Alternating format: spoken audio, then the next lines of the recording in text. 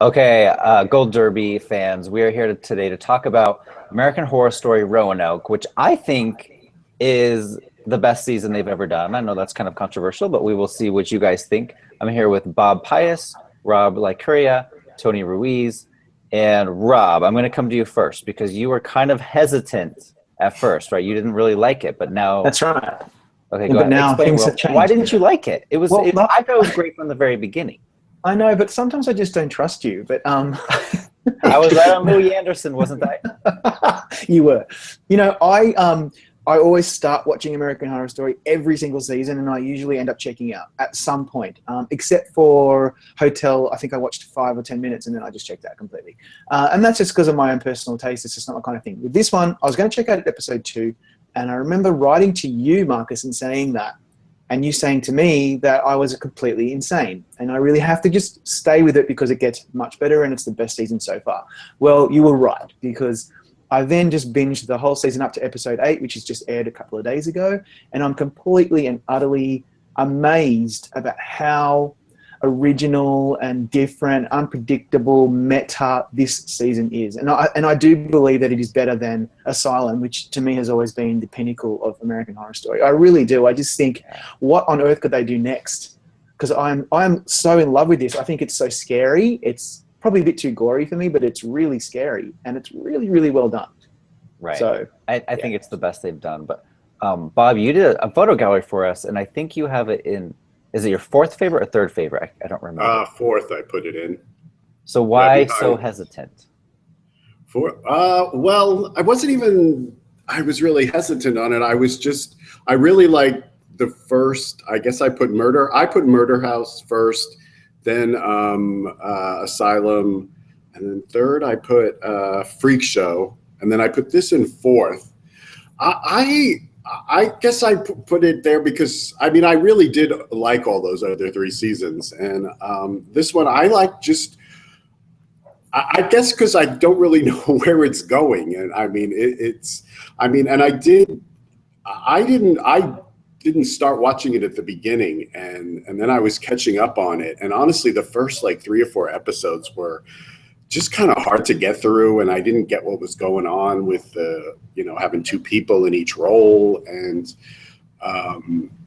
it wasn't until I guess, like Rob said, the change, once it kind of, then I sort of thought back on it and I was like, oh man, this has been really good. It's like I didn't know it at the time, but after figuring out that it had was a show within a show and all that stuff, so I guess that's why I put it in 4th. okay. Yeah, I was originally started out a little bit between Marcus and Rob. Like, I actually really liked the first episode simply because it was so different, and it was such a 180-degree shift from what Hotel was, which I still think is the worst season of the show. But I think, is that the consensus overall? Like, Yeah. it's just the worst. God, I hope so. But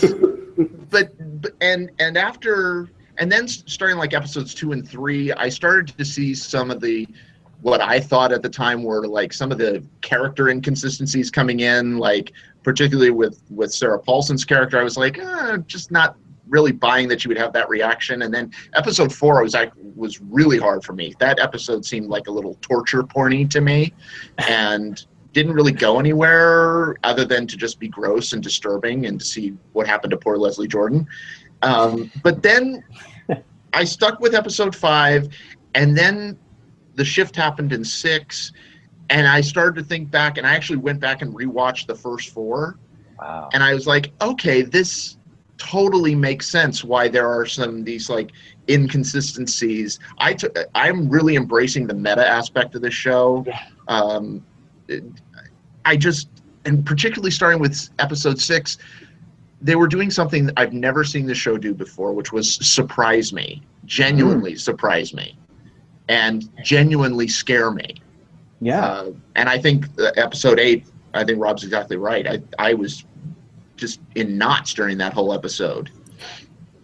I know. Like, episode 6 particularly was so well done. The moment that really shifted for me was when that character is driving off. She's in the car. She's driving away from Shane Jackson, and she's like in protest. Yeah. And then she sees that image in the distance. I freaked out when I saw that. And then the pig thing in the back, and then she's dead, and that was found footage. And then from that point onward, it kind of became a found footage type show. And that's when I was completely invested. Episode 6 was really the one that did it for me. Was that the one directed by Angela Bassett? Yes, and she directed the hell out of that episode. Absolutely. And then it was episode 7 where, Tony, that's the one where you wrote about Kathy Bates, right? How great she was. And I got to tell you, you know, one of the interesting things about this season is the fact that it really has been so much more of an ensemble piece this season, and I actually think that that's been to its benefit. But to me, Kathy Bates has been, even in the episodes that I was kind of about, she's been consistently terrifying in different ways. And to me, that episode, which was really a showcase for her, I mean, if episodes still matter, we would be engraving her statue now. I cannot imagine seeing anything better. I think she's going to win. I really do. The Globe and the Emmy. Right. And she hasn't... The Globes don't like this show as much as the Emmys. I mean, Lady Gaga won last year. But Sarah Paulson's never won for the show. Kathy Bates has never won for the show. Jessica Lange did win, I think, season 1. Yeah. But it's time. I think this is the time for Kathy Bates to take the Globe. Deservedly so. Absolutely deservedly so. Because she's done so much. Some of it she's almost been doing like Shakespearean type acting or like with those poems and things she would say.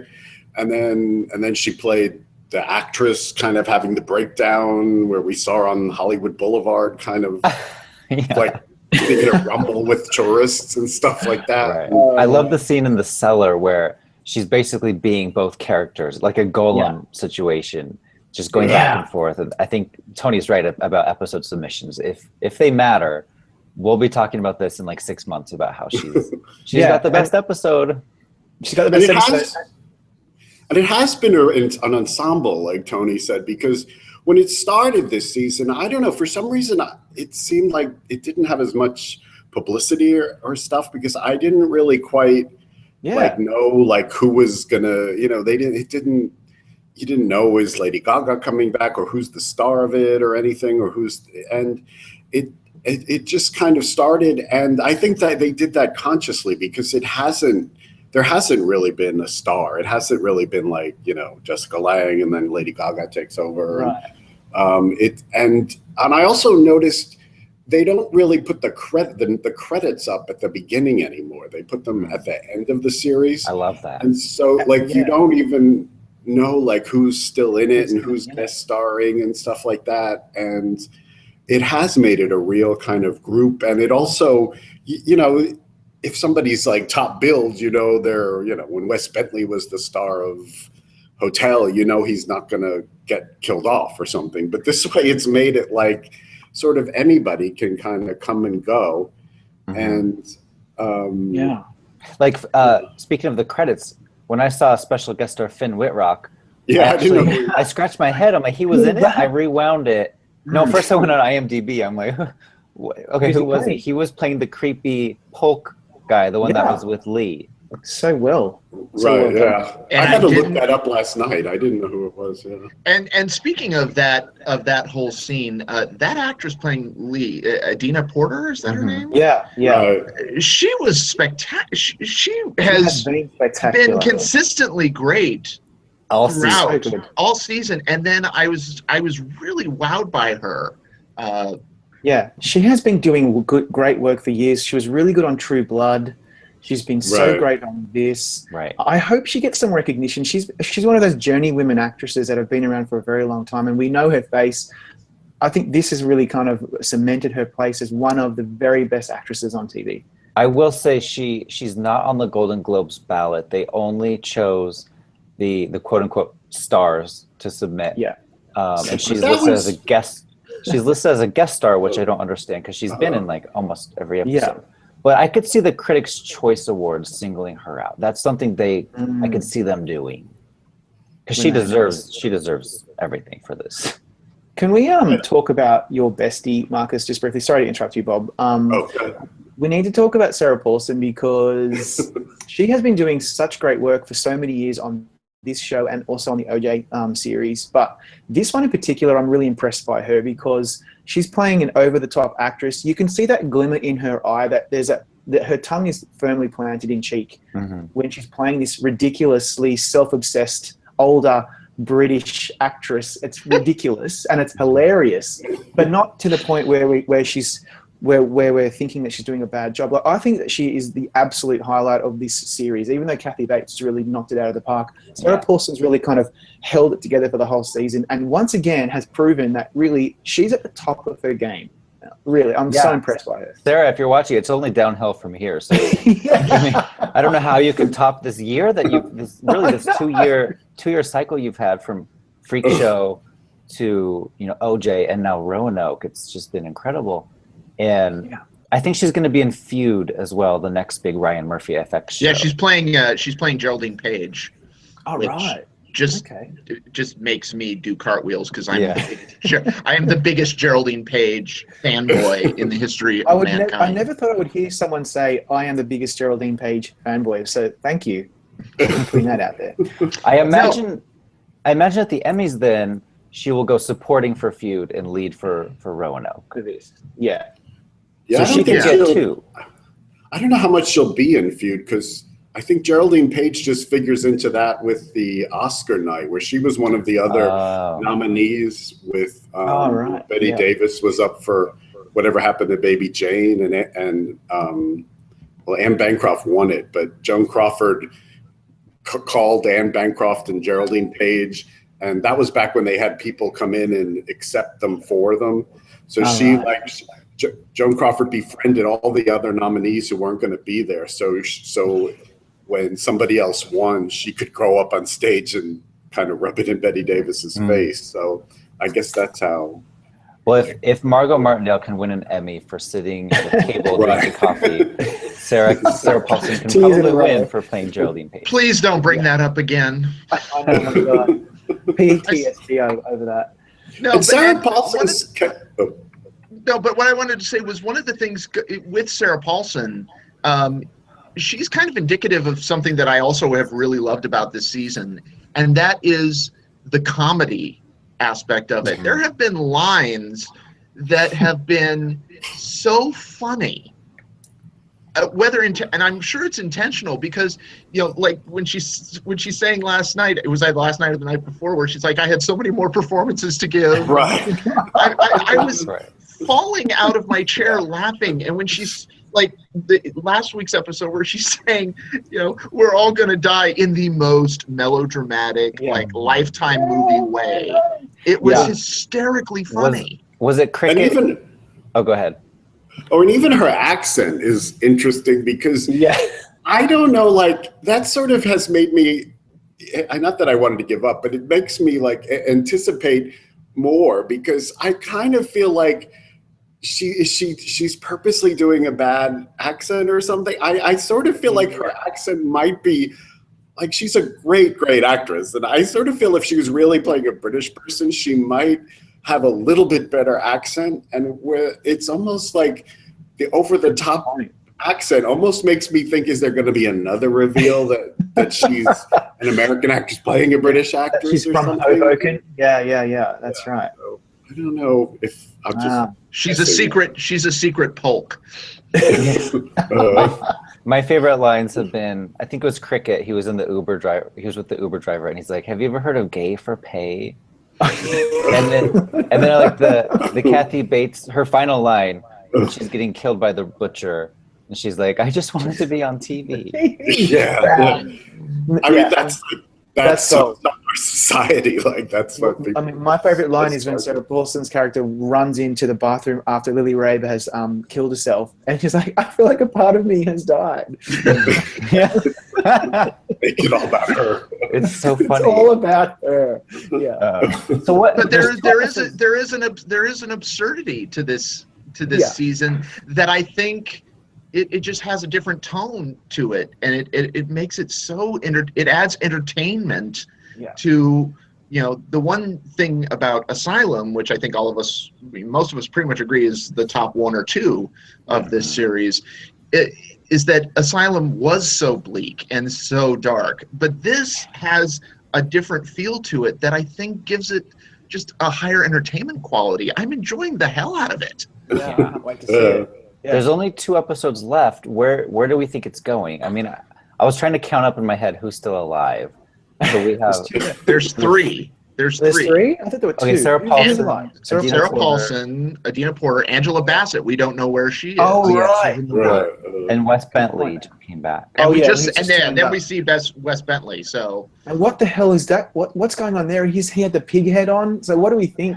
I think he's coming. I think he was coming in like as a joke, like, "Hey guys, it's me. I'm wearing the pig head." He doesn't know. He doesn't know everyone's been murdered. That's my theory. Right. Well, wasn't the line when they found all with the found footage thing? Wasn't it that only one person survived? Yes. Didn't they say that in that episode? Yeah. So, the great part, I think they have set this up so brilliantly, because literally anything can happen at this point. That's right. Yeah. They're all gonna die except for one. Except for one. It's very much Agatha Christie's, and then there were none. But at least we know there's going to be one. There's going to be one. It could be Flora. Is she dead? Yeah. I just don't know. Where did she go? Where did she go?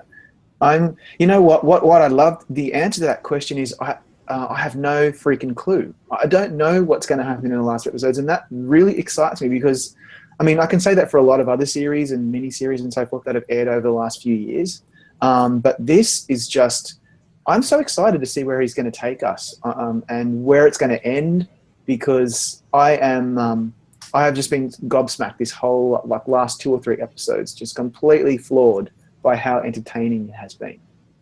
And I think part of the reason is that we're so used to, particularly with these last few seasons, of there being, it just kind of goes downhill. Right. And, particularly the ending of Hotel. I actually watched all of Hotel. Wow. I'm ashamed to say, but mostly just because I had to write it out. But yeah, I still cannot make heads or tails of the last 3 episodes of Hotel. With this one, it's gotten progressively better and progressively more interesting. And so I think the fact that it's caught us off guard is a nice surprise. Right. Yeah. Yeah, it seems like they're trying again too, because with Hotel, it sort of seemed like they were just playing it out, like like Jessica Lange left. They had to do another season, and it just seemed like they were doing, True Blood or Vampire Diaries, just kind of another vampire show, and that they didn't really care about it. And I kind of expected, as most series kind of go downhill as they get older, it sort of seemed like, well, this will be below Hotel, but it's really kind of to their credit that they got some mojo back, and they really kind of wanted to confuse people again and play with the form too, and kind of, And my issue with Hotel was that it was like they were just throwing everything at the wall. Like, yes. There was no singular focus. And Roanoke has, the best focus, most, singular focus they've ever had on American Horror Story. And I don't know if that's because, usually the seasons are 12 or 13 episodes. This year it's only 10 episodes. So they have, just by definition of having fewer episodes, they're not going to throw as many things at the wall. But I think it's just everything is working perfectly. I haven't had a single issue with this season. I mean, yeah, there's little nitpicks like why are they all holding the cameras and why are the cameras in the Polk farm? And I don't care about that stuff. Well, can we talk about what doesn't? Is there anything else that doesn't work? Because I don't want to be too gushing. Because I will say the first episode was pretty neat. It set it up nicely, and then episodes 2 and 3, I got really bored of the whole concept of 2 actors playing the same role, and it was dramatization, and we're watching a bad reality TV show, and I was getting kind of bored with that. And so it did, for me, it did start off slow. I will admit that. I'm not going to say this is the greatest piece of television ever made, But from episode 5 to episode 8 so far, I've been so flawed that I think it's balanced itself out, that I would say that it is now above Asylum, which is saying something, because I thought Asylum was incredible. I didn't watch all of Murder House because I couldn't stand the Dylan McDermott character. I didn't watch Coven. I didn't watch Hotel. I didn't really watch Freak Show. And what was the third one? I've forgotten. You said them all. I said them all. Okay. So does anyone think anything else didn't work? Because, I mean, also, I'll just say before, just because, I'm talking now incessantly, but some of the gore is a bit much for me. Like when Lily Rabe's character smashed in Andre Holland, is that his name? His head with the crowbar. That was too much for me. I was like, am I watching Cinemax or am I watching FX? It's like I thought I was watching The Walking Dead. So yeah, that's right. Good point. Yeah, that's actually a really good call. So that's why I actually referred to it when I put together a gallery recently in terms of the best deaths. Actually, the Andre Holland death was to me so surprising, and Lily Rabe was so surprising. It became one of my top deaths in American Horror Story, because and I don't know if they actually. I wonder if they planned it that way. I mean, it's so coincidental that they planned it after this, very divisive opening episode of The Walking Dead, where two beloved characters, get their skulls bashed in, and then basically, I actually coined it Neganed, that Lily Rabe basically Neganed him. Right. I was surprised that those two died. I thought one of them would be the sole survivor of the season. Yeah. The only episode, I mean, I was actually really upset after episode 4, after the 1-2 punch of the nurses with the arms torn off, and then I thought the disemboweling scene with Leslie Jordan was just too much. It seemed unnecessary and drawn out, and it really made me angry for some reason. I don't know why I had such a violent reaction to it, but I stuck with it, and my only wonder is, will there be anything? There's still room for them to surprise us. Yeah. Big issue. Oh, go ahead, Bob. They've really been bold, I think, with not kind of playing to standard television of like, you have to keep everything, keep the viewers watching and keep everything going. Because I noticed last night that there was a point with Medina Porter, when she's being held hostage there, pleading for her life. That scene went on for like maybe 10, 12 minutes or something. And it seemed kind of, I'm not even sure if there was much editing in it. And I was like almost timing it, like, because I thought this is like the kind of, this goes back to like Brian De Palma used to do that, where he would have like long kind of set pieces in a lot of his horror movies where they were filmed almost like plays, where he didn't have many edits or anything. And I think they've kind of been doing a lot of stuff like that, which is like, I like that. It doesn't really cater to the probably the networks of like, keep it going, put a commercial here, do that, kind of stuff. But I think they've been bold in that kind of area. My big issue is that they once again went back to the well of having ghosts and having a haunted house. Season 1 had the haunted house. Season 5 had the haunted hotel. Now we have another haunted house. I hope season 7 is something completely new and something that doesn't rely. I mean, they can still have the crossover characters. I think we may be getting a crossover character. I'm not going to spoil who. But. Apparently, we're getting a crossover season. Oh, really? That would be Ryan Murphy said in an interview, I think with Entertainment Weekly, that there is, not this next season, but possibly in the future, there's going to be a crossover of Murder House and Coven. All right. So I'm not quite sure how that's going to work, but I need to watch them now. Well, what are your guys' final thoughts on Roanoke? I mean, we should probably meet again after the finale. And let's do that. Sure. Yeah, my thought is brava, Kathy Bates.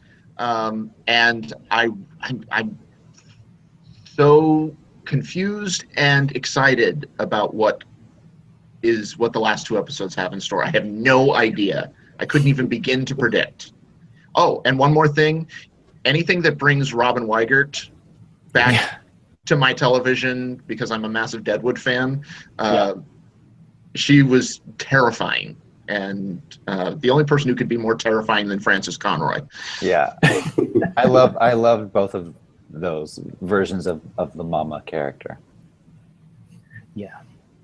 My final thought is just bring it on. I don't know what more to expect, and there's a ghost. There's a ghost. There's even a ghost on this. It's a scary little ghost. And I love all the little homages that Ryan Murphy is giving us in every episode, and I want to see more and more and more of them. Just let us have it. I can imagine by the final episode, I'm going to be tearing out my hair and chewing my fingernails because I'm just going to be so tense. Just let us have it, and when we come back after the final episode, I'm sure we'll all have grey hair. Yeah, I think it's just, applause to them for keeping at it and kind of, breaking the trend of shows going downhill and, kind of still, and I still hope there's still like another big reveal. I don't know. I still feel like something's coming, something's got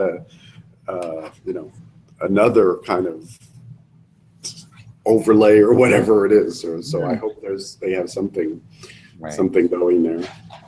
And I was pleasantly surprised by this season because they kept everything quiet. They didn't say who was going to be in it or what it was about, and so I was kind of hesitant to watch it.